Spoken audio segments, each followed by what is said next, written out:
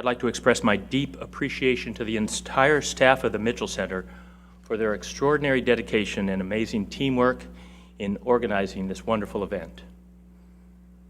It's now a great pleasure to welcome Professor Bill Clark to the University of Maine and to thank him for being with us to present this year's Senator George J. Mitchell Lecture on Sustainability. Bill is one of the leading scholars in the world focused on sustainable development, perhaps the greatest challenge of our time. In asking how we can improve the well-being of humanity while protecting the planet, the challenge of sustainability raises far more questions than we have ready answers.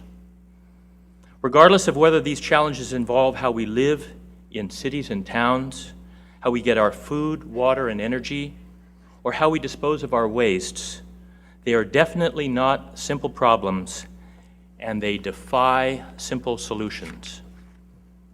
Bill has spent his career wrestling with such thorny problems and searching for better ways to solve them. He began developing his unique skills during his PhD research at the University of British Columbia, where he learned from one of the Zen masters of systems thinking, Buzz Halling. Systems analysis is sometimes described as a way of thinking which recognizes that the whole is much more than the sum of its parts. Such thinking also emphasizes that a complete understanding of the system and the ability to predict the system's future often lies far beyond our grasp. Bill's expertise in systems thinking makes him particularly well suited to tackling real-world sustainability problems, where one of the most important navigational aids on the road to solutions is a kind of methodical trial and error called adaptive management. Systems thinking also reminds us that our well-intentioned attempts to fix a particular problem sometimes lead to new and unforeseen snags. This is exactly the type of predicament that once caused journalist Eric Sevareid to say, no doubt in a fascinating blend of irony and exasperation, the chief cause of our problems is solutions. Bill's work suggests that universities have great potential to help society solve sustainability problems. And to reach this potential, they need to mobilize their full complement of expertise in the many different facets of sustainability challenges, not just expertise in natural science and engineering, that's certainly needed, but also in the social sciences, arts, and humanities. Bill would be the first to admit that the knowledge produced in universities isn't guaranteed to change the world. Fortunately, his research also shows how scholars can collaborate more effectively with citizens, the private sector, and government to make a real difference in our world. Did I mention that Bill has received a bit of recognition for his long-standing focus on the challenge of sustainability? Not only was he awarded a MacArthur Genius Prize and elected to the National Academy of Sciences, he is one of the co-founders of an entirely new field of science, sustainability science. For the last 5 years, more than 100 faculty and several hundred students from across the state have participated in the Sustainability Solutions Initiative, a Maine-grown response to Bill's call for research that focuses on solving real-world sustainability problems. So it seems only right that, as we're about to graduate from a pioneering initiative to a permanent center of sustainability, Bill is here to help illuminate the road ahead. Please join me in welcoming Bill Clark.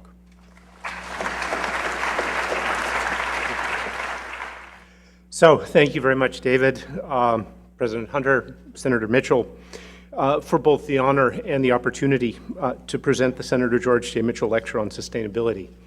And I should say, unscripted, I also have to call out Bob and Ellie Cates here in the front row, who are both the reason I know something about this subject, the reason I've been unable to escape it, and my lifelong tutors and mentors in why Maine is a good idea. So Bob and Ellie, thank you so much for everything.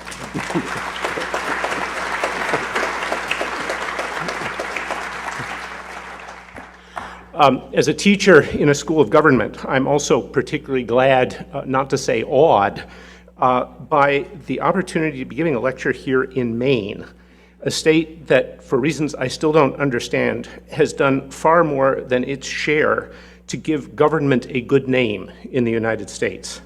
I grew up in a household of, this was before I met the Cates, I thought were radical socialists, whose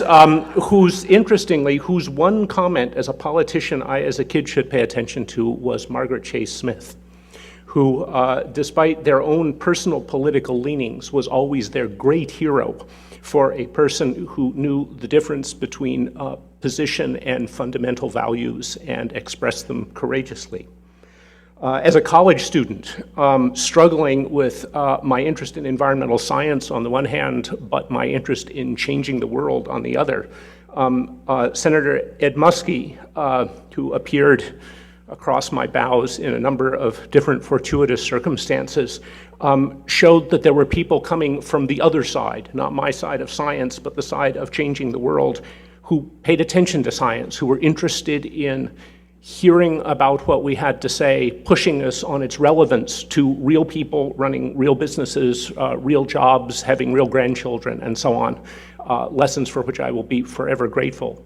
And then as a young professional, I found myself trying to patch together how it could be that climate change and acid rain and biodiversity change and so on were somehow tangled together environmentally, only to come across Senator Mitchell's then new book, The World on Fire, in which it was abundantly clear that at least this politician was way out ahead of us in the science community in seeing the connections among these different features, ways in which we as humans were not picking out one problem at a time, but were doing things which were changing in an integrated, if David will, systems way, the challenges we were all facing.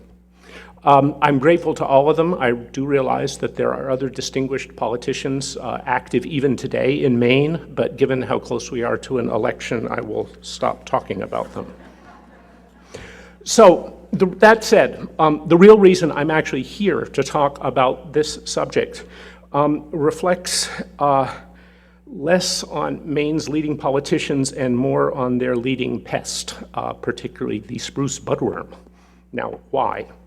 As a graduate student back in the mid-1970s, I found myself just across the border in New Brunswick, part of the army of scientists and forest managers and concerned citizens and politicians struggling to sustain the well-being of a society intimately bound up with its natural resource base, in front of one of its recurrent outbreaks of an insect that wanted to use the forest too, but in different ways than people did. My role in this battle as a mere graduate student was a minor one, but it took me on the beginning steps of the journey that brings me here today.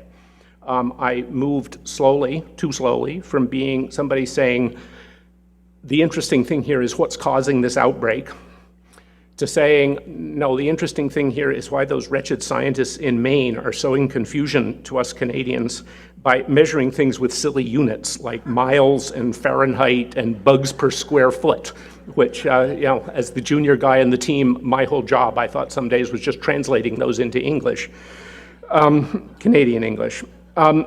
To why won't those politicians listen to us experts who think we understand this situation? To slowly understanding that the problem was also partly why are we experts who understand all things known to heaven and earth about budworms, not actually studying the stuff that the forest managers, the people running paper companies, the people trying to keep the employment rate up, needed to know in order to sustain their lives in the front of this pest. And finally, into an uneasy collaboration that led to a shared understanding of what needed to be managed was not the insect, but the forest, And what we needed to do it was not my research on insect dispersal or a fleet of old World War II bombers carrying DDT, but rather a change in the New Brunswick's Crown Lands Act, which gave the state an uneasy and unenthusiastically received ability to intervene and ask property owners to do forest thinning and forest management that would substitute for loss of jobs on the one hand or tons of DDT spraying on the other to control this beast. Now, obviously from what is in your newspapers and the website of your forest department today, we did not solve the budworm problem. But we did give me a supreme education in the difference between studying what's most interesting scientifically and grappling with trying to discover what things that a scientist might contribute would most help people get on with their lives, their well-being, and ensuring the lives of their kids. It was, in short, a specific step on the route to the subject of this lecture, which is, what have we learned around the world about the general problem of mobilizing science and technology to help people develop their own lives and that of their kids sustainably into the future? And as my point of departure, I'll simply assert that, at least in my travels around the world, two things are true. One, there are oodles of scholars, young people in universities, inventors off in garages, humanists writing about human-environment interactions and so on, who desperately, urgently want the stuff they know or are learning to help people craft better lives for themselves, to support good policymaking and corporate decision-making. At the same time, around the world, there are practitioners in business, in government, in community work, who very much want the contribution, want to talk more with scientists and engineers to get to understand how they see the world rather than simply seeing it in terms of ideology and self-interest. There's a lovely article up on the center's webpage about student work here, actually documenting that legislators would prefer to get more of their information from scientists, not some of them I know, but more of their information from scientists than from the newspapers, but they can't seem to make the connection. So the desire is there, both to receive more science and technical knowledge, and to make that knowledge useful to people, and sometimes it works, but too often it doesn't. We pile up reams and reams of unread reports, books, treatises. We pile up even more piles of people trying to move development forward on the front lines of business, community action, and governance, not supported by the kind of knowledge and analysis that they think they most need. So can't we do better at that, about meeting supply and demand, bringing these two sides together? The good news, of course, is that despite the many failures and the piling up, unused research and so on, we also have a modicum of successes. We have things we can learn from. Now that can be the vernal pools work that I just read about from the Center for Sustainable Solutions here. It can be Senator Mitchell's work on the Clean Air Act, which used more science than we even had at the time to move forward a truly miraculous legislative agenda. Where are you now, please? Internationally, it can be things like the Green Revolution agricultural institutes that simply brought a stampede of publicly minded scientists, plant breeders, and so on from all around the world to try to create crops that poor people needed to improve their lives.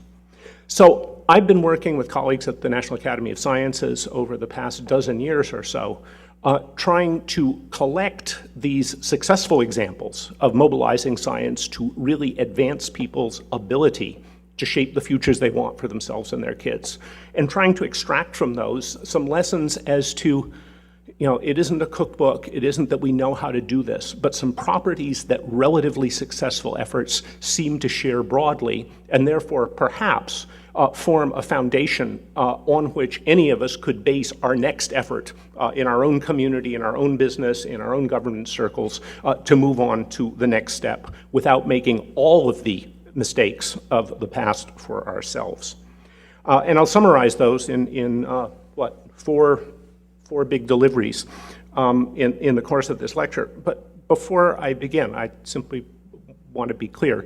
Most of this is going to seem old hat to most of you who are older than 20. That it's not that if you actually do this stuff as a major part of your life, you don't sort of get it eventually, as Senator Mitchell was remarking over lunch. It's not that you read the right book on becoming a great negotiator. It's that you're a bad negotiator, and then you get to be a little bit better negotiator. And if you don't bail out of the field, you eventually become a pretty good negotiator. That said, we all know things like how you connect knowledge with action, but we sure don't do a very good job of codifying it, of training our graduate students in it, of teaching our freshmen as they come in, all set to change the world, that here are some mistakes you don't necessarily have to make all of for yourself, but there are some ways forward. That is, there is some accumulating wisdom here. So my challenge is back to you to say, make this the beginning of a conversation, not the end, of how we take some of this common sense accumulated wisdom that has bubbled up from thousands of experiments, most of them failures, some of them successes, and turn it into something that we are passing on in our classrooms, in our laboratories, in our corporations, so that more people are building on top of it, so that we don't find ourselves falling into the same pits along the way. All right, so moving from preamble to doing it. Start off a little bit with the notion of, before we worry about how you make it, what would influential knowledge anyway be?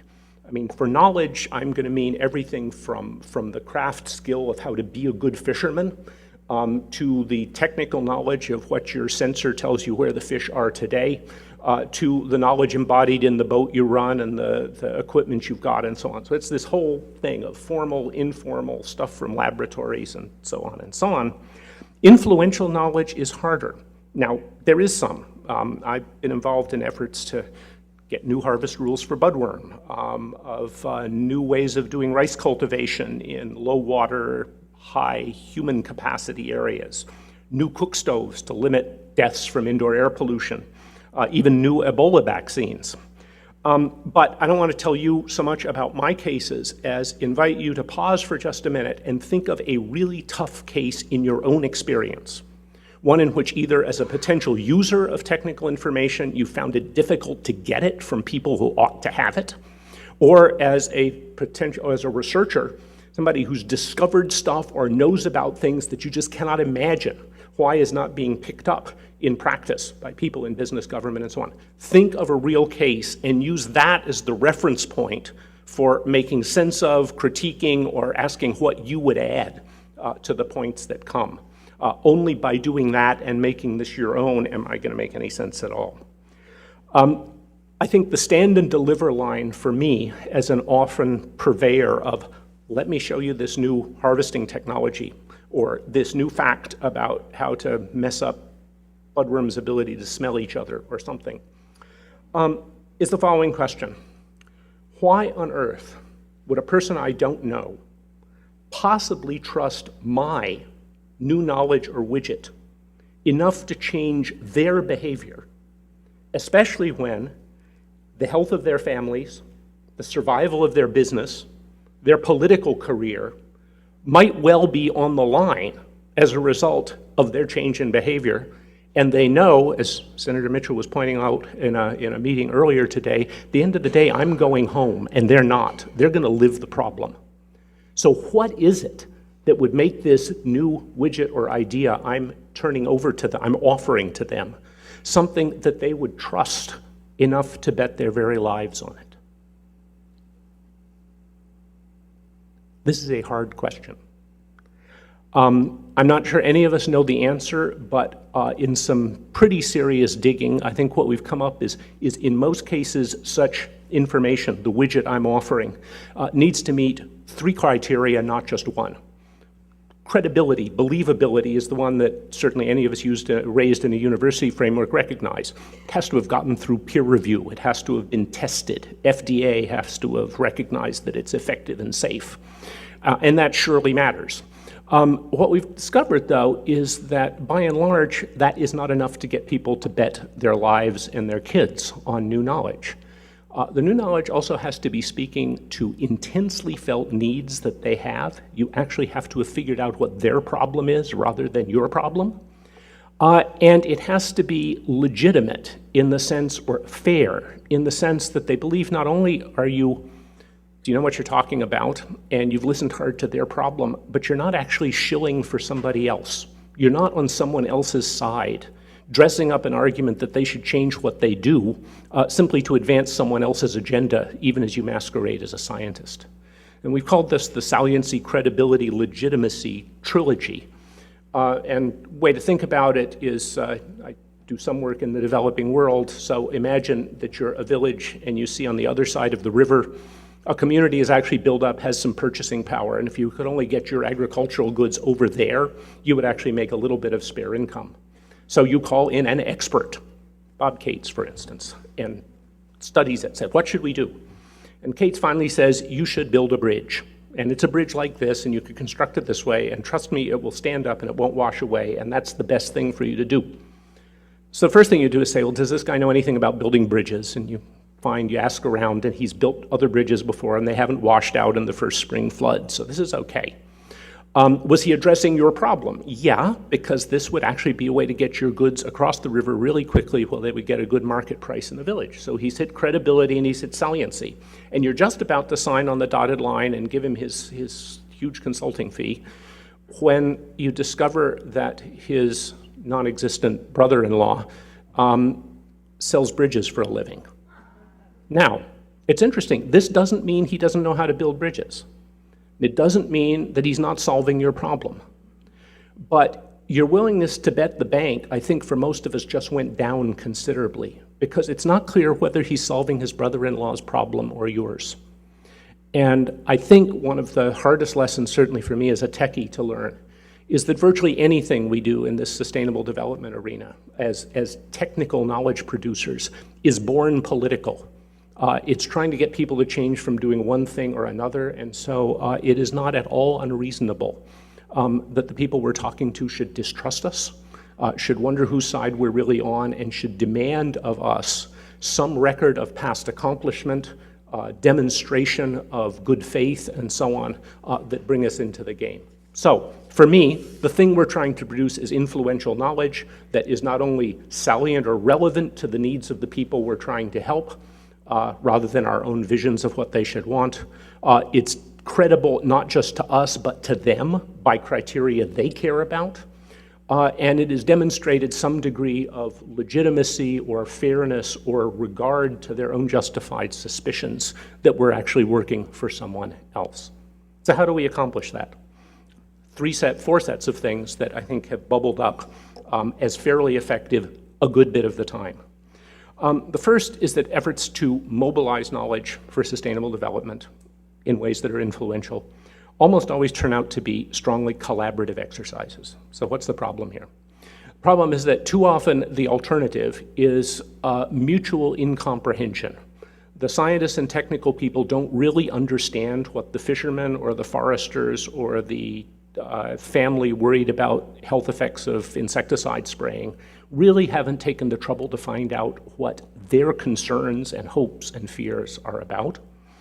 Similarly, the people on the action line really don't know what the scientists and engineers have to offer or are talking about.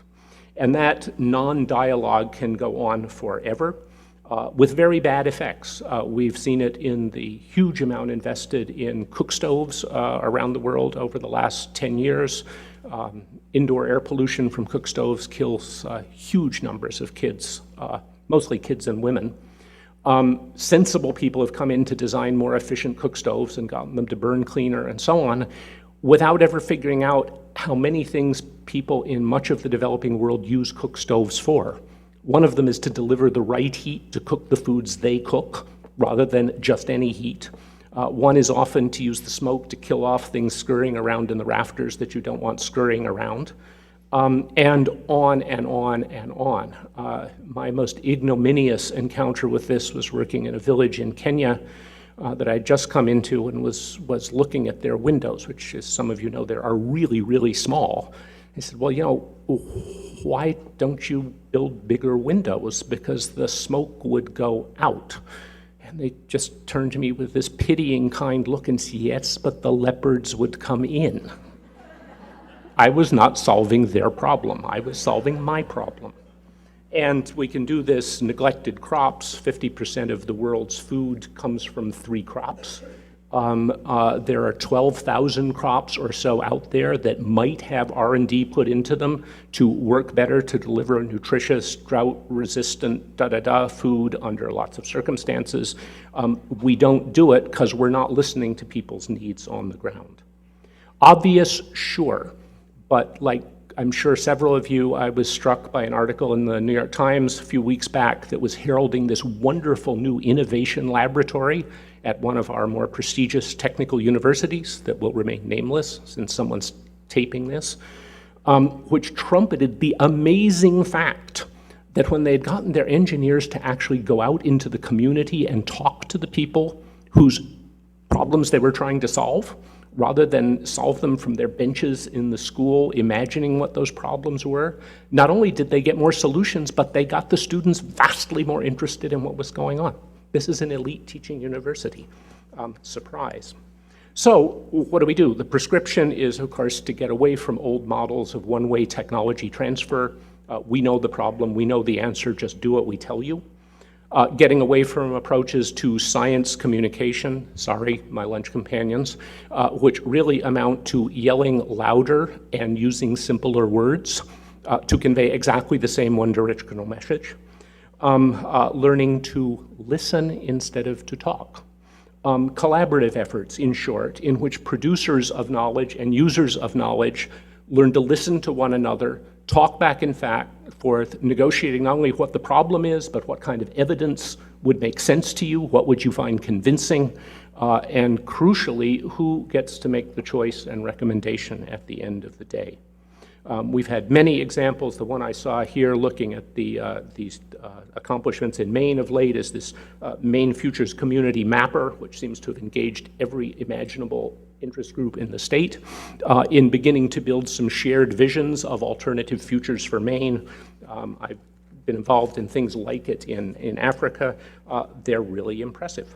The challenge is how scholars and practitioners can collaborate in doing this sort of stuff more often, of not making it news that a modern technical university has just discovered that this might actually be a better way of doing things than sitting in a new iLab, shiny, shiny iLab, imagining what audiences needed from them in order to make their next zigabuck. Okay, so second, called the systems enterprise. Mobilizing knowledge for sustainable development, I would argue, does need a systems perspective, otherwise I'm not living up to David's introduction. Why?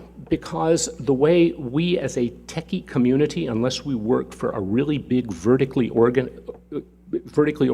firm, tend to be fragmenters. The image I've used sometimes is, imagine that you wanted to invent the first automobile, and you assigned the job not to Henry Ford or J.E. Pierce or whoever, but to a university. And each professor got to work on the part of the imagined automobile that they found most interesting. And you'd get this really cool transmission and probably a really strong piston or two. Almost inconceivable anyone would invent a tire or a drivetrain. And at the end of the day, you would have a pile of really, really neat inventions and signaling technologies and probably anti-collision devices using radar, but there would be no possible way this stuff would come together to generate a piece of transportation. And why? Because all the professors would have said, I don't want to do that, the transmission. I want to do this thing that's really cool and interesting. That's why you become a professor, is because you don't want to take orders from people. And so we're left with automobiles that look like they were built by professors, vaccines that have billions of dollars put into them but demand a cold chain to preserve them and make them use, which doesn't exist in all the parts of the world that they would be using it. Household solar energy getting a huge push without the smart grids that would make it actually usable as part of a national energy strategy. NASA investing gigadollars in satellite sensing technologies and almost nothing in the downloading capacity and information processing that would make that useful to people around the world. So the prescription, appallingly for universities, is what business would call project management. You don't commission people to build the part of the car they want. You organize a project to build a car, and you'll know when it's delivered because somebody can drive from point A to point B in an affordable way. And you order, cajole, induce, incentivize, tell them you'll give them tenure to the folks you want to work on the essential but mundane parts of that technology. This is not commonly the way universities are organized. Decreasingly, it's even the way business research laboratories are organized, which is perhaps even more distressing. It is why it is interesting to see Maine so far out front introducing a solutions center.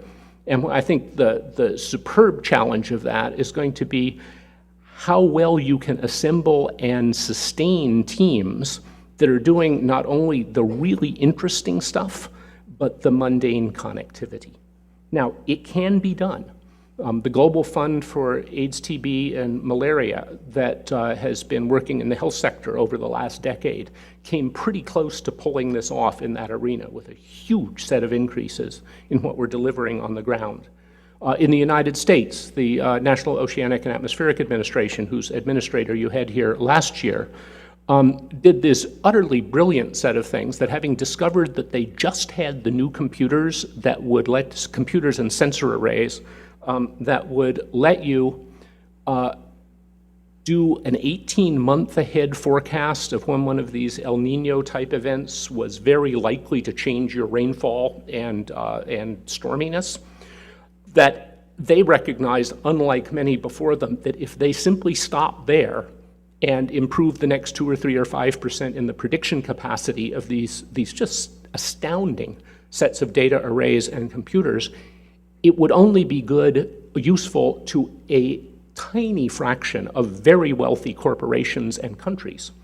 So what NOAA managed to do, I still would love to know the story of how they did it, was establish around the United States and abroad a set of bridging institutions whose entire job was to go out and find people who could potentially benefit from that information, whether they were farmers or people responsible for managing water supplies or snowmelt pack and so on, and build the connecting tissue between the kind of decision tools those people used and the kinds of outputs that these snazzy new climatological computer models would generate. And that often ended up building institutions of 10 or 20 people, building local trust relationships, an absolutely fabulous accomplishment, showing what can be done when you take solving the problem rather than just doing the neat science as the guideline. So moving ahead, thinking of the really hard problem you promised me you would be thinking of, I think the question is how we, on the research side, bridge this always false dichotomy between basic research is what smart people do and applied research is what the rest do, and understand that some of the greatest scientists and scholars in history, Louis Pasteur, the most notable, have made their careers precisely by moving fluidly back and forth between talking with milkmaids and veterinarians in the morning and discovering the germ theory of disease back in their laboratory in the afternoon.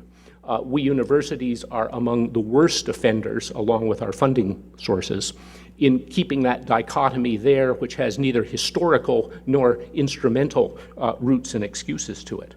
How can we, therefore, fund, staff, and reward performance in the kinds of institutions, whether in academia or in the public sector or even in government laboratories, that integrate those two ends of cutting-edge research and intimate engagement with practice on the ground to produce solutions, that is, real cars, rather than just neat parts, a systems enterprise.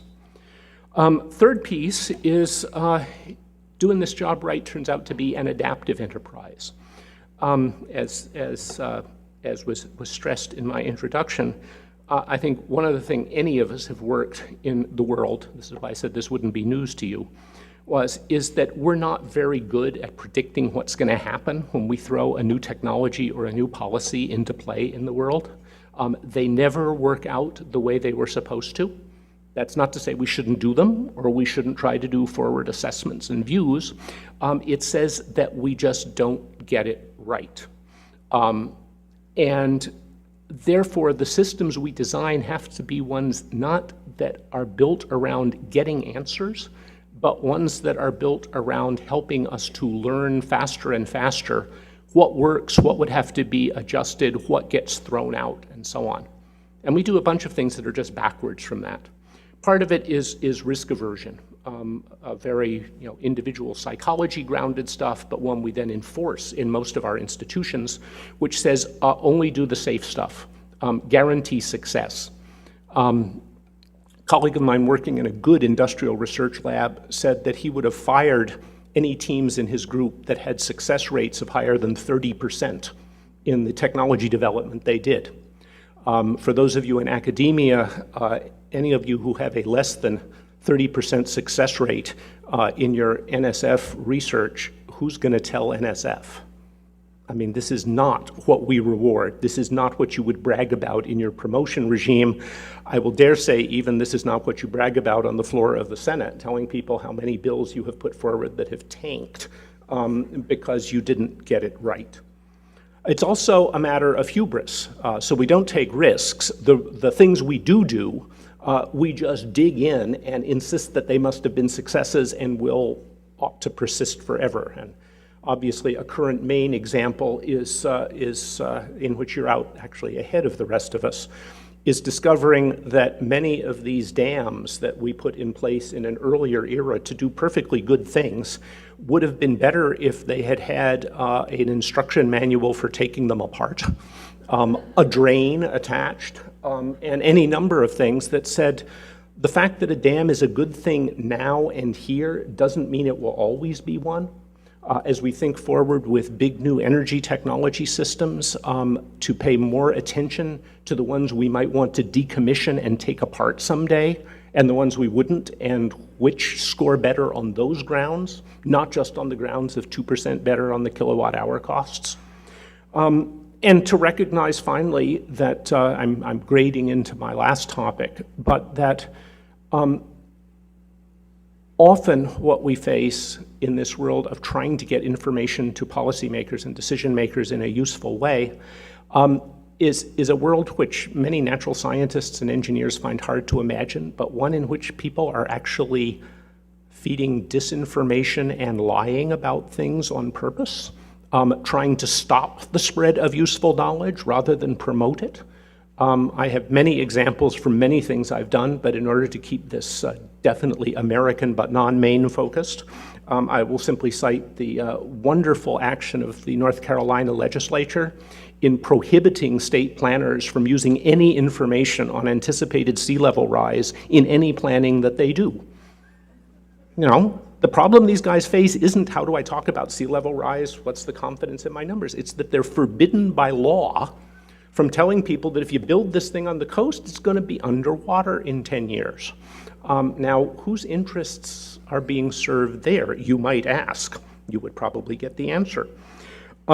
Process prescription, complicated, but I think a shift for many of us of going from the notion that the business we're in is knowing things to the business we're in is learning about things. A very famous physicist once said that the business of science was not to reject hypotheses or this or that, it was to make mistakes at the fastest possible rate and the least possible cost. That is to move from trying out a lot of things, acknowledging most of them wouldn't work, and moving on to the next.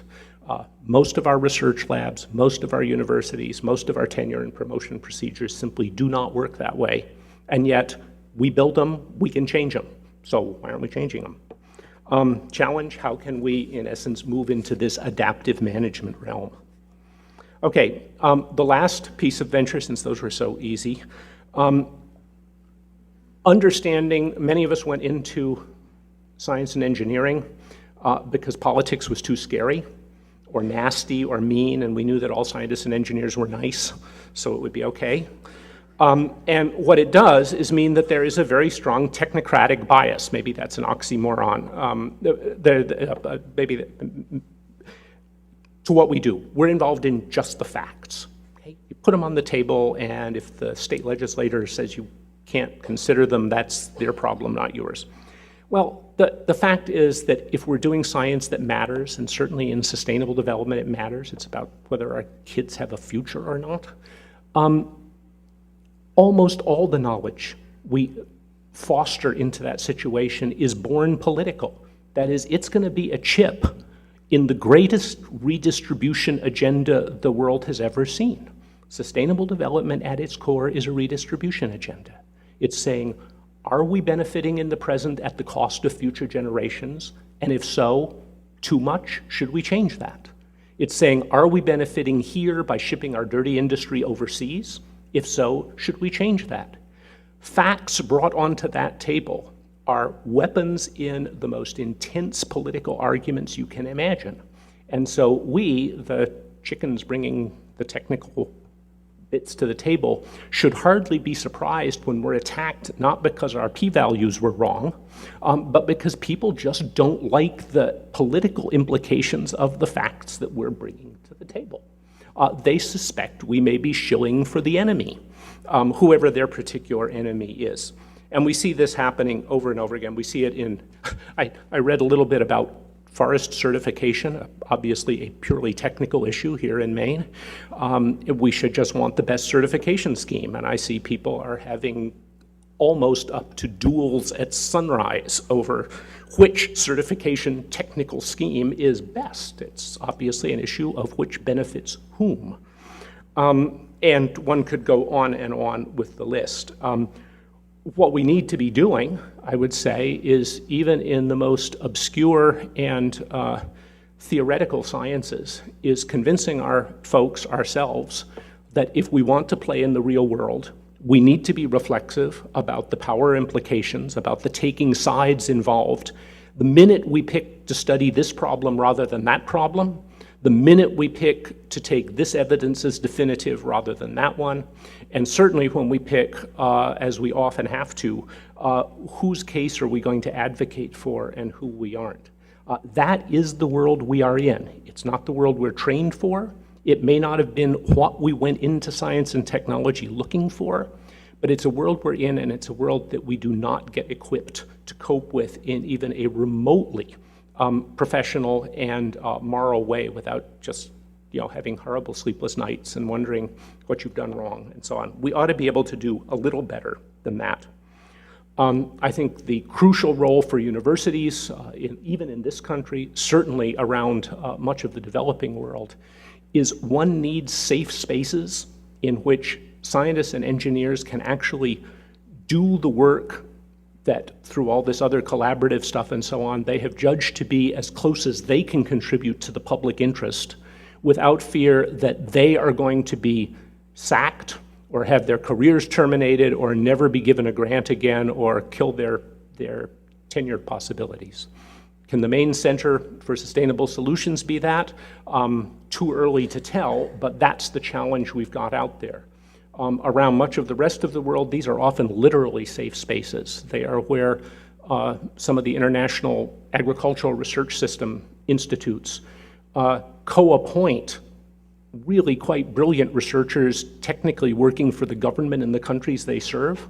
What they end up doing is providing a place that the research results those folks discover that are not consistent with government policy can be passed on to their colleagues and come out of the research institute instead of out of the government scientists. It's mundane, but it matters hugely. And this safe space provision is, I think, what we've got to recognize that science in action is about.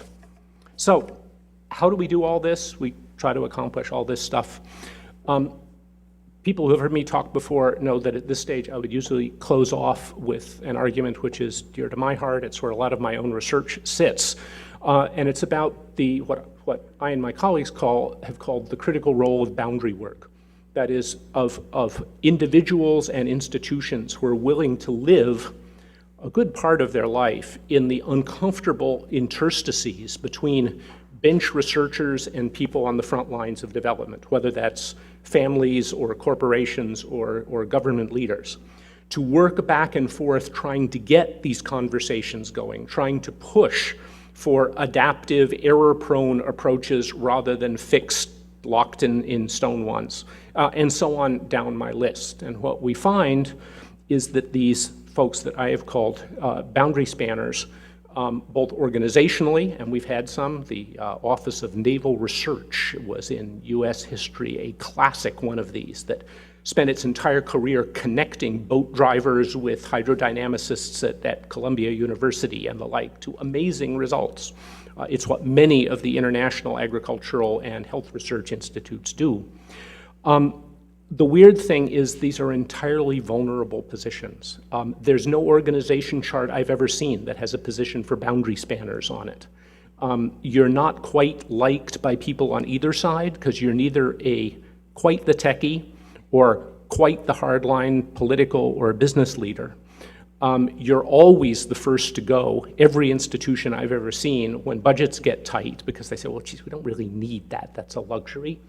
And yet, in case after case after case, when you finally go through all the data and the interviews, turns out, as people point out, usually this single person, sometimes this institution supporting a person, that was instrumental in getting the various sides together, natural scientists and social scientists, business leaders and technical people, competing sides in a political debate. The boundary spanners matter.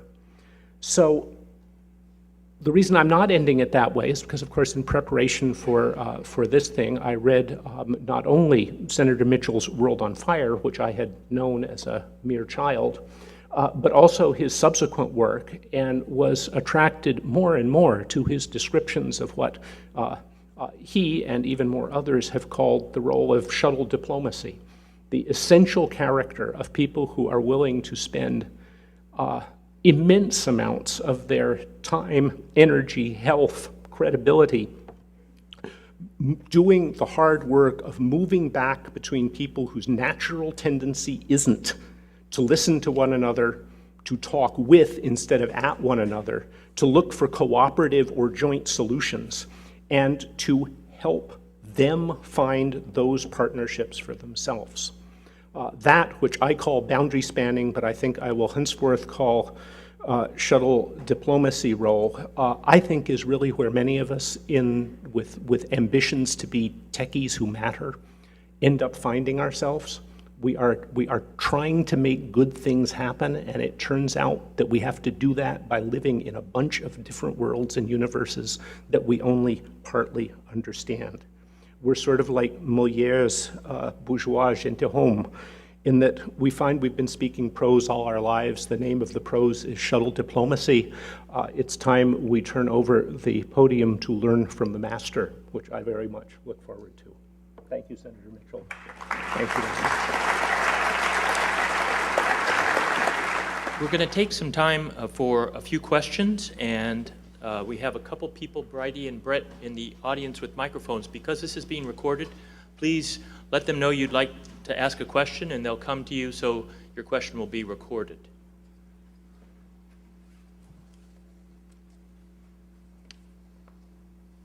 Very good. Thank you for a fine lecture. My name is Jim Lebrecht. I'm from Bangor. And regarding your talk, and I think there's been a problem for the last 20 or so years with information being bottlenecked or not being put out into the public. That is the result of a lot of our efforts. That I guess it's sort of, nobody wants to break the bad news. I'll set the foundation by giving you a few examples.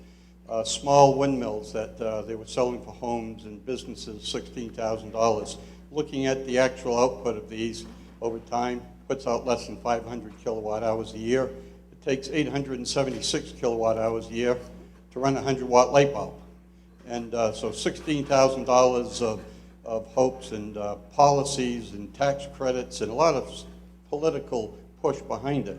And nobody's giving that information out to the public. It's sort of hushed up. Big windmills that we see around the state here, growing in the state, were to get us off from oil. Well, looking at the actual numbers, you'd need 47 Mars Hill-sized mountains in each of Maine's 16 counties to just get Maine homes heating with oil from that. Now, people aren't getting this kind of information, and I don't see that kind of information coming out of the university to educate the people on these types of things. What do you think the real problem is here with the negative, well, I don't want to say it's negative, the actual factual information that may perceive to be negative is why is it not getting out into the public? You want a guy from Massachusetts to tell you why Maine works the way it does? This sounds to me like something my mother would have told me never to do. I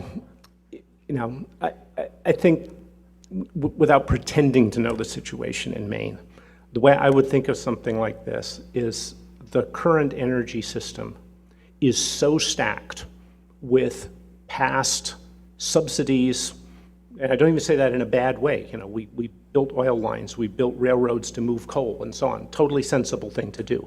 But it says there is nothing approaching a level playing field in the energy sector anywhere in the world today. You have what the technology people call path dependence, things that got in early, got a bunch of structure, got a bunch of political interests involved with them.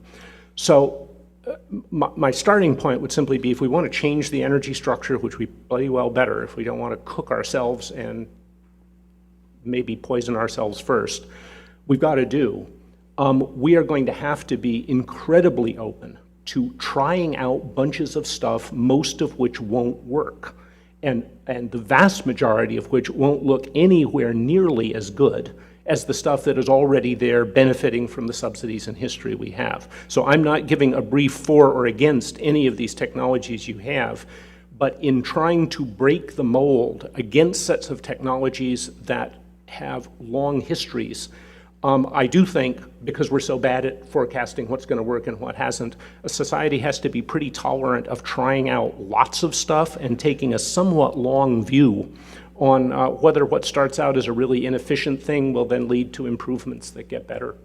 But again, that's a general answer, not a main answer. Yes, I enjoyed your talk very much. My name is Frank Drummond. I'm at the University of Maine. I work in agriculture. And when I was listening to your talk, my sort of perspective was that it was still very much sort of had a very much a university researcher perspective. And you stopped sort of maybe a little short talking about the boundary spanning. And so I'm wondering, is there a lot we can do maybe from an alternative idea, and how do we get the public pushing the system more instead of maybe researchers coming up with a problem or the solutions to problems that they perceive, but more how do we get the governments, the citizens that are, sort of supporting the institutions that maybe can solve the problems. What's that side of the equation? Because I didn't hear you talk too much about that part. You're completely correct. But it's not because I don't believe it's important. I start all of my classes on this kind of stuff and the science of sustainable development by saying, look, guys, we are the support troops, precisely because moving ahead on almost any sustainable development agenda I can imagine has this strongly redistributive character to it. That is, it is going to be very few win-wins and a whole lot of status quo losing position. It is first and foremost a hardball political game. So what we need is radicalism in the streets. It is things like the climate marches last Sunday, but then translated into real action. My question is, the question I addressed today, given the invitation and the character of the setting, was how we, coming in from the research, scholarship, and invention end, can try to be more part of the support for those radicalized and political efforts we need, rather than end up, however unconsciously and unintentionally, being part of the preservation of the status quo. But you're correct, without the political activism, we're not getting there.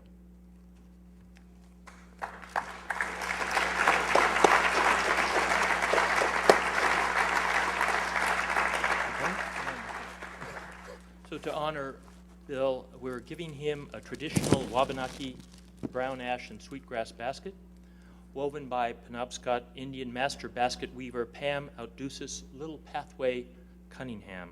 She's the daughter of Sipsis, a renowned Penobscot poet and artist, and as we sit here on an island in the middle of Penobscot River, the traditional lands of the Penobscot people. Thank you, Bill.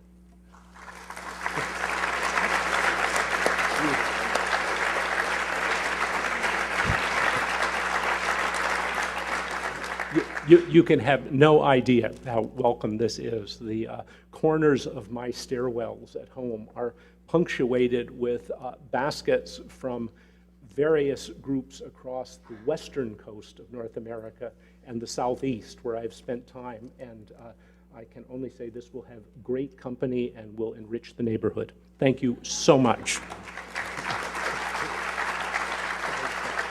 Because of Bill's background starting out as, and he used this term once, a bug squeezer, which means he's some kind of research entomologist, I'm going to say a little bit more about this basket because it connects with these complex issues. So Pam Cunningham and other members of the Maine Indian Basket Makers Alliance have been working diligently for several years with one of the Sustainability Solutions Initiative teams to protect Maine's ash resources, the material for this amazing millennium-long tradition. And this project seeks to slow the invasion of, Bill will know, a little buprested beetle, the emerald ash borer, so that the ash tree devastation that has occurred in the Midwest, where hundreds of millions of ash have died in the last 15 or so years, does not threaten the key cultural and economic resource in Maine. And so Wabanaki basket makers, which include those from the Penobscot Nation, the Passamaquoddy tribe, the Aroostook Band of the Micmacs, and the Holton Band of Maliseets, and other resource users are likely to be hugely impacted when this invasion occurs. It's very close. And what we're trying to do as a partnership is to find ways to ensure that these baskets and this material culture can continue. This work symbolizes what we're fighting for so diligently as a part of the Mitchell Center for Sustainability Solutions, preserving Maine's diverse cultures and ways of life, including their economic and environmental well-being. So again, thank you so much, Bill.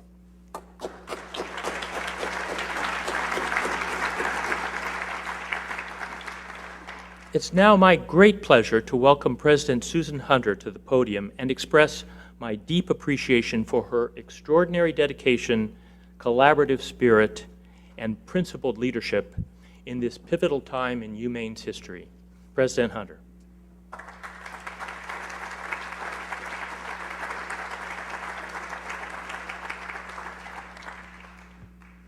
Well, thank you, David. It is my great pleasure to introduce Senator George Mitchell, one of the most distinguished citizens in our state's history. Senator Mitchell is known throughout Maine, the nation, and the world as a remarkable leader who has worked steadfastly to solve some of our most difficult challenges. Whether leading the effort to reauthorize the Clean Air Act as Senate Majority Leader, chairing the peace process in Northern Ireland, investigating the problem of performance-enhancing drugs in Major League Baseball, or seeking peace in the Middle East, Senator Mitchell is widely admired for his sense of hope, his deep humility, his integrity, and his unwavering belief that we can and should work together to solve our problems and create a better world. It is especially fitting that Senator Mitchell is with us today as we announce the official launch of the newly renamed Mitchell Center for Sustainability Solutions. For more than 5 years, UMaine's Mitchell Center has served as the nerve center for the Sustainability Solutions Initiative, one of the most ambitious programs ever begun at Maine's land-grant university.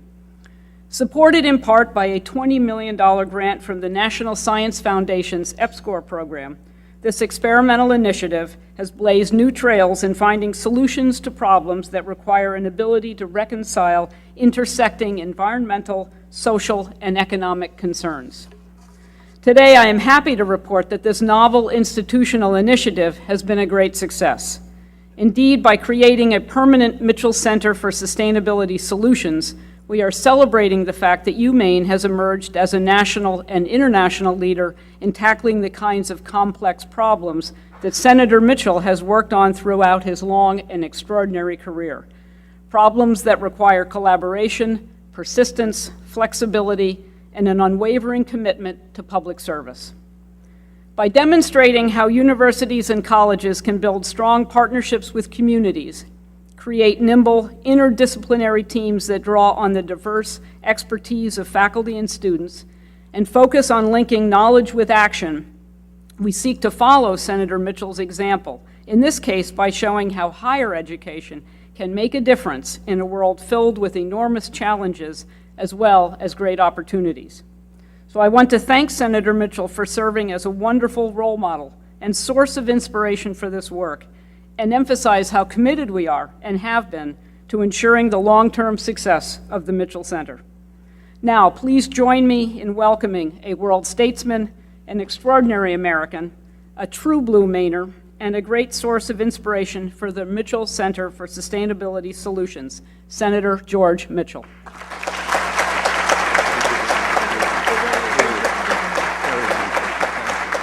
Thank you very much, President Hunter, for your generous comments and your support for this center.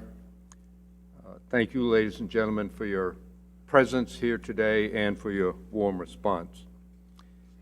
Susan Hunter has been at the University of Maine for 28 years, devoted most of her adult working life to this great university.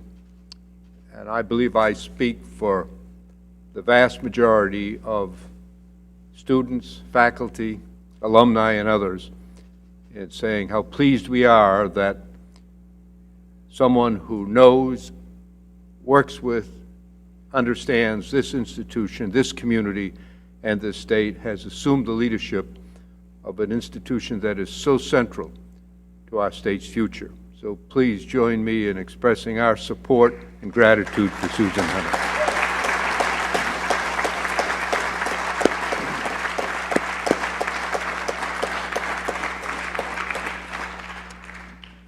I join David and others in welcoming Bob and Ellie Cates. It's a pleasure to see you here again. Thank you very much for coming. I want to recognize my sister Barbara and my brother Paul, both of whom are graduates of the University of Maine and who are here today. Would you please stand up and be recognized?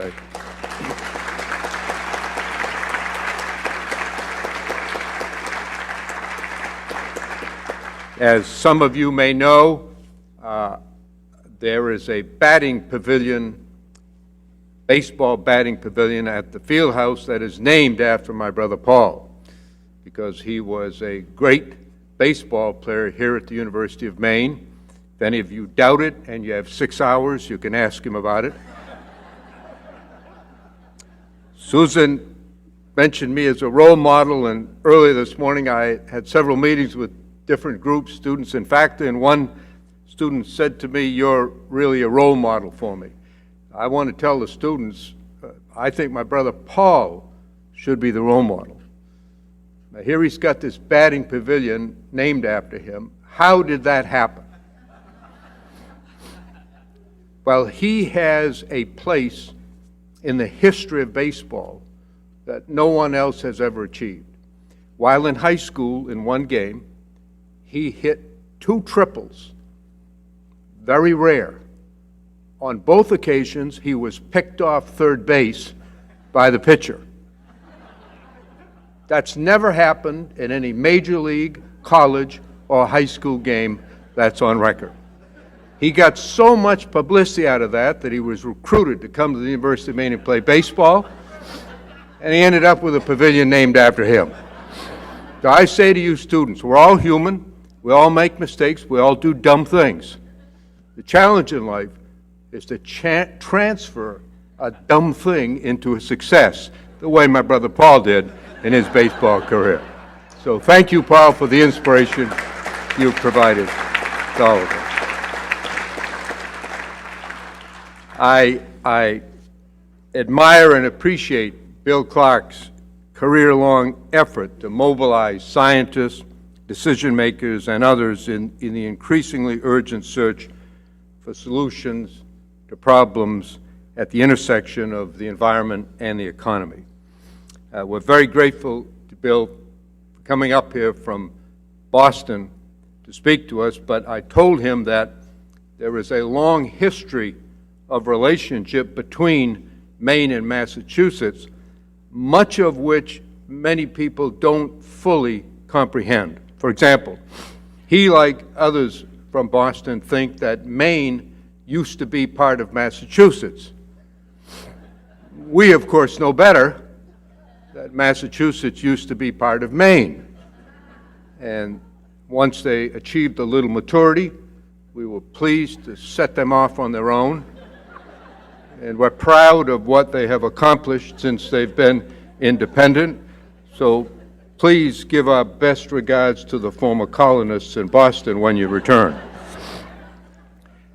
In addition to history, there's built up in Maine a long lore of humor about Maine and Massachusetts. And so I'd like, in your honor, Bill, I'd like to tell a couple of stories about that. The first one is true, the second one is not. I have a home on Mount Desert Island, and some years ago, it seems like a long time ago, but it wasn't when we still had payphones. I went to the Jordan Pond House in Acadia National Park, and I was with a friend, and we were to meet a third friend there for lunch. The third friend didn't show up, so we went out to call him up on a payphone there. There are two levels there for those of you who've been to the Jordan Pond House, and there used to be a payphone in each level. And at the main level, there was a guy standing at the payphone. He had a card with a lot of numbers on top of it, and he was pouring quarters into it, not getting a good result, and he was cussing and yelling. His wife was standing there, and it became clear that he was from Boston because with a lot of expletive-filled sentences, he was deriding the culture of this backwoods area where even the payphones didn't work. And the line got a little bit longer, and we waited while this tirade continued, anti-Maine sort of. And then the guy behind me tapped me on the shoulder, and he said, "Excuse me, are you Senator Mitchell?" I said, "Yes, I am." He said, "Oh," he said, "are you here on vacation?" I said, "Yeah, just taking a couple of days off at Acadia." So to make conversation, I said, "Are you here on vacation too?" He said, "No, I'm working." I said, "What do you do?" He said, "Well, I'm a telephone repairman."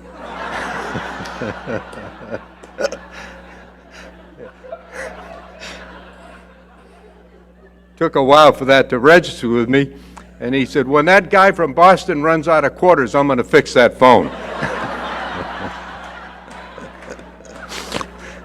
Then he said, kind of in a conspiratorial voice, he said, "Senator," he said, "if I was you, I'd go downstairs."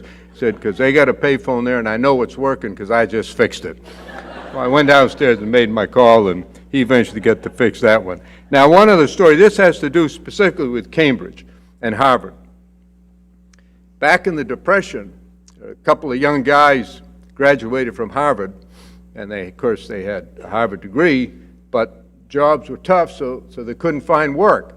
They're very smart guys, so they hit on making a living by making counterfeit $20 bills.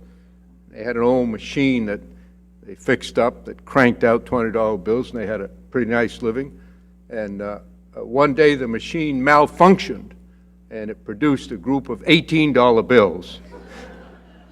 So one of them said, "Well, we can't pass these." He said, "We got to throw these away." The other guy said, No. He said, "Look, I go up to Maine in the summer." He said, "There are a bunch of yokels up there, and there's an old guy who runs a county store. He doesn't know any better. Give me those $18 bills. I'll pass them up there." So he came up to Maine a couple months later, went to the general store, and the old timer was behind the counter, and fancy Harvard guy from Cambridge Committee said, "Say, old timer," he said, "you think you could break an $18 bill?" The old guy looked at him, he said, "Sure, no problem." He said, "What do you want, 2 9s or 3 6s?"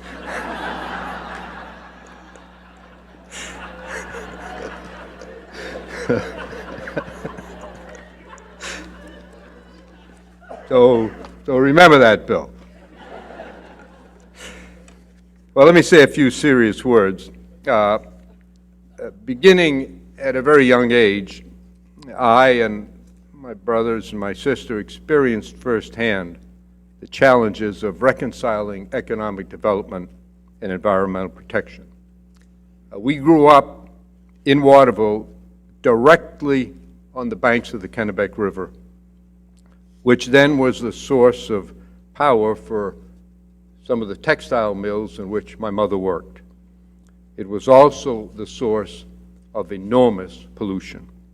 I can remember as a small boy standing directly on the riverbank, smelling the foul odor, feeling the sting in my eyes from the chemicals discharged from textile, paper mills, and other industrial facilities.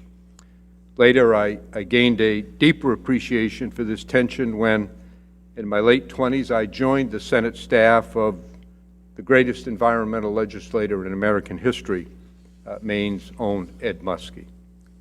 He grew up in Rumford on the banks of the Androscoggin River and also with a paper mill. And so Ed Muskie knew all about society's never-ending struggle to strike an effective balance between the critical need for jobs, the equally important need for clean air and clean water. As Bill discussed earlier, and as we all know, these tensions are at the heart of the challenge of sustainable development. That development seeks to improve human well-being while protecting our planet's life support systems. In pursuing sustainable development, we need to focus not only on the way we want the world to work today, but also on the world we want to leave for future generations. How can we make decisions that will produce a strong economy now with thriving communities and a healthy environment, and at the same time ensure that future generations have more opportunities, not fewer, as a consequence of our actions? Now, many decades after I began working for Ed Muskie, I often reflect on the progress we've made, the challenges that lie ahead, and what we've learned along the way. When I was in the Senate, I learned that science can play a central role in tackling difficult problems like acid rain. Scientific research is important because it can help us understand the causes and consequences of these problems, and also potential options and the consequences of those options. As Bill emphasized, there's no guarantee that scientific knowledge will lead to effective social action. And I confess that I'm often deeply dismayed to hear and read public statements by national elected officials who engage in what can only be called the denial of science, an effort to disregard or discredit scientists and scientific discovery to protect political positions and long-held but demonstrably wrong views. We need to examine the barriers that impede our efforts to link knowledge with action and to do our best to find and implement strategies to permit meaningful change. Bill used the word shuttle diplomacy.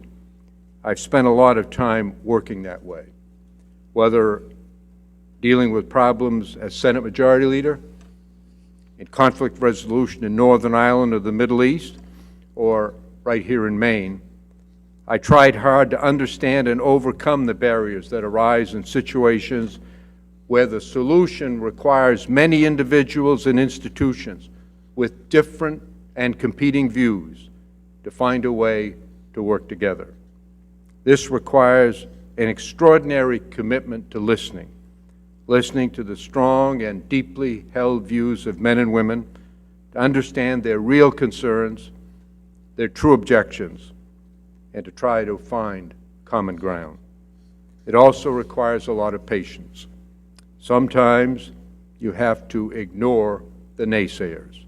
For example, just 4 days before we reached the peace agreement in Northern Ireland, after decades of conflict and years of negotiation, a poll was published in which 83% of the public said there was no chance of ever reaching an agreement. Rather than giving up, that caused us to redouble our efforts, and 4 days later, we reached an agreement. I've been particularly gratified to learn that many of the students and the faculty connected with the Mitchell Center and its precursor, the Sustainability Solutions Initiative, are developing their own skills in shuttle diplomacy, demonstrating a commitment to listen to all sides, to gain a deeper understanding of the concerns and goals of all of the stakeholders. They're trying to ensure that their work is open and their processes transparent. They're gaining respect by giving it. To be sure, they're also learning firsthand that the road to solutions is often long and winding, and that persistence is essential to success. In a larger sense, the ethos of their work reflects one of my deepest beliefs: the importance of public service. The many faculty and students involved in the Mitchell Center have committed themselves to a goal larger than their individual lives, the goal of helping to build a better world, starting right here in our own communities, in our own state. They're helping to create a cadre of educated citizens, flexible thinkers, solutions-oriented scholars who will be prepared to respond to the challenges of the future. Their work serves as a beacon for other colleges and other universities, all of whom want to try to help society chart a more sustainable path. I believe the long-term rewards of such work significantly outweigh the difficulties involved. And to all of these scholars, students, graduate degree, those seeking higher degrees, faculty, everyone, a real thank you, not just from me, but from all here and from those in the future who will not know of your efforts, but who will benefit from them. By articulating a common vision, by building partnerships, by focusing on the needs of others, and listening to and respecting others, in particular those with whom you disagree, you're helping to create a brighter future for Maine, for our nation, and for the world. Thank you all, ladies and gentlemen, and I'll be pleased now to take a couple of questions from the audience. Hi, my name's Larry. My wife works for the senator. We're about to have an election, and in that election, we're about to re-elect a senator by 60, 70%, whatever it be.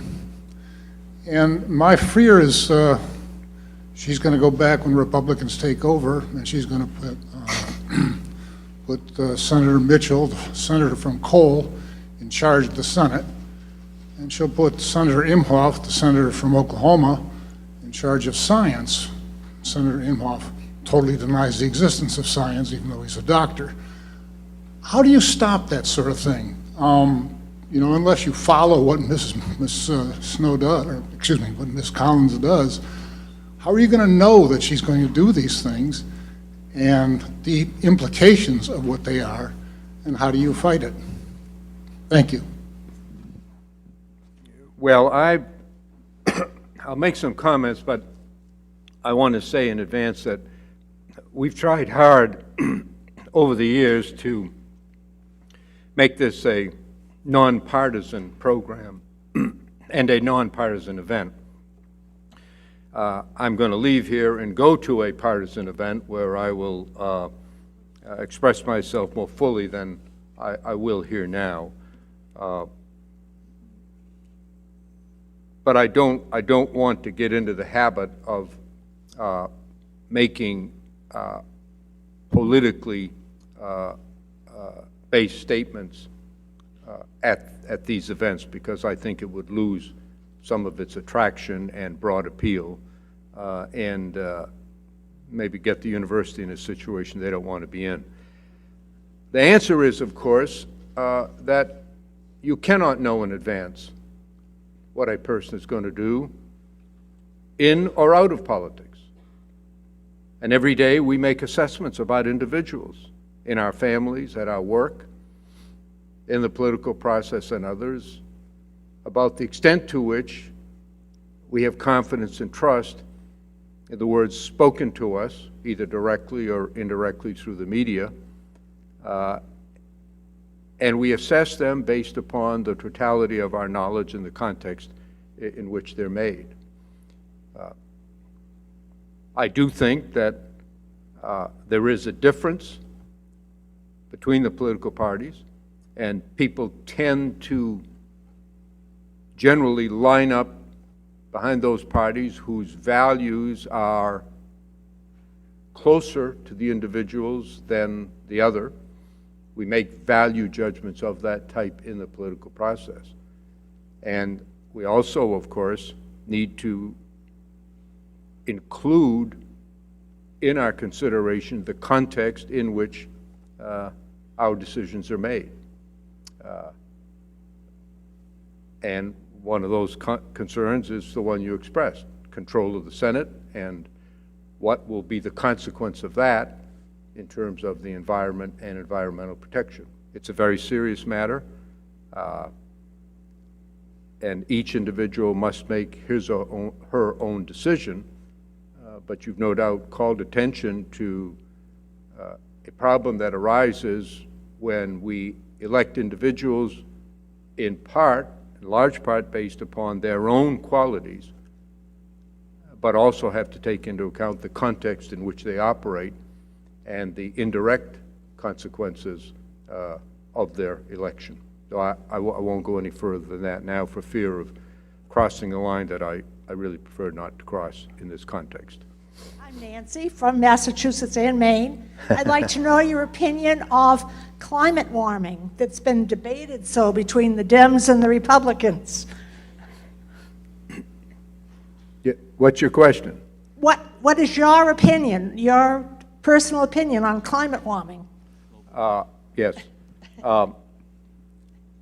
I believe that the evidence is overwhelming that man-made activities are having a profound effect on the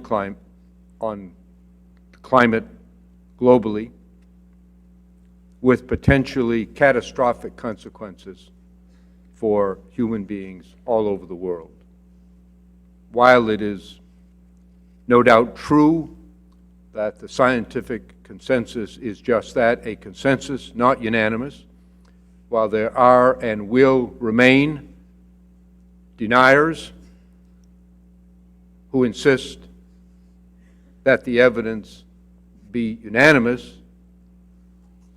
the fact is, of course, were we to wait for that, the disastrous effects would have already descended upon the world, and it would be too late to make the necessary changes. There's nothing new about this. There was a very long controversy thousands of years ago over whether or not the earth revolved around the sun or the sun revolved around the earth. There was a very long controversy over whether the earth was flat or round, and they continue to the current day. I believe that those public officials who describe the assertions of climate change as a hoax or a liberal conspiracy or in such vague and general terms are engaging in a huge disservice, not just to their constituents, not just to people in the United States, but people all over the world.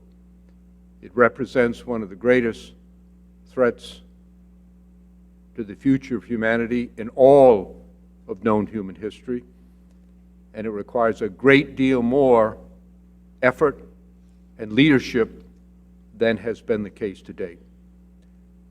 I acknowledge I'm not a scientist. I don't know the answer to every question, and I'm certain that even the greatest scientists don't know the answer to every single question. But it's interesting that we human beings make some of the most important decisions in life on less than total knowledge. Not one of you knew every single thing about your spouse when you married him or her. You accepted jobs, made decisions on where to live, where to send your children to school, decisions of enormous personal consequence in the lives of every human on less than total knowledge.